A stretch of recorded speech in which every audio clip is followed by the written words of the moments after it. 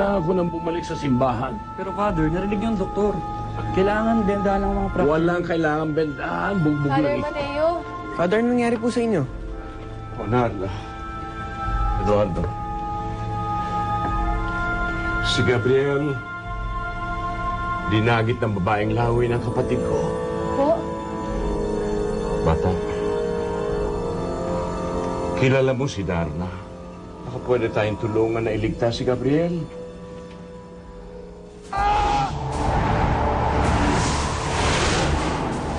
Ginagawa mo sa akin! Akala ko mamata.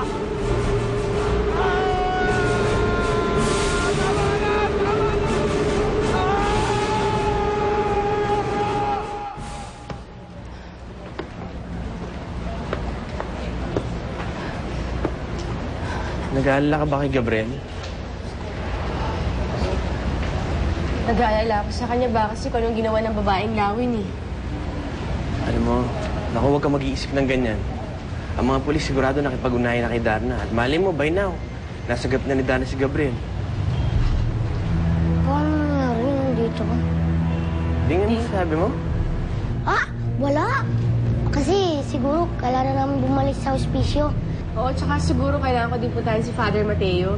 Alam mo naman yung mamay, lumabas na naman eh. Baka umalis. Siguro maigi pa dito na ako magpalipas ng gabi. Hindi na muna ako uuwi sa amin. Pero bakit Eduardo? Malay mo, matuntunan ng babaeng lawin na nandito si Father Mateo. Mahirap na. Eduardo, kung ang mga pulis na walang magawa, ikaw pa. Mas may nandito ako sakali may mangyari. Pero... Basta dito lang ako samahan kita. Aray! Ding? Eduardo, Ano?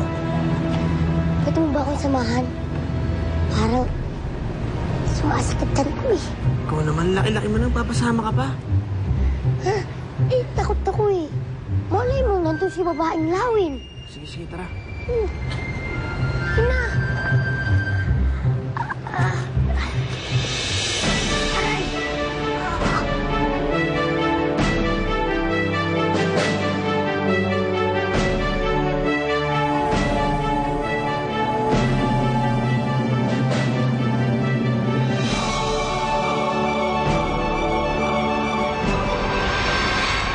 Ayoko naman talaga maging si Darnie, no? Sir, sa harapan ni boss. Mahirap na magpa-schedule ng interview. Ayoko siya interviewin. Ang gusto ko, makabait si Darna.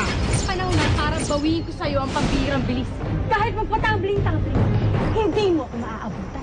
Chip, winakwak yung leg eh. Walang awang pinatay. Paano naging buntis ang babae ngayon? Baka magulat kayo, Dr. Morgan. Bakit hindi ko mapigilan ng sarili ko mambiktima ng mga babae? This is fantastic. Nagbalik na po ang alaala niyo? Patay na yung anak ni Alicia nung sinilang niya. Ang ibig po sabihin, Ikaw ang anak ko. nararamdaman ko! Buhay si Mother Tree! Nalalaman mo tungkol sa mission ko. Ikaw ang nakatakdang maging asawa ni Valentina.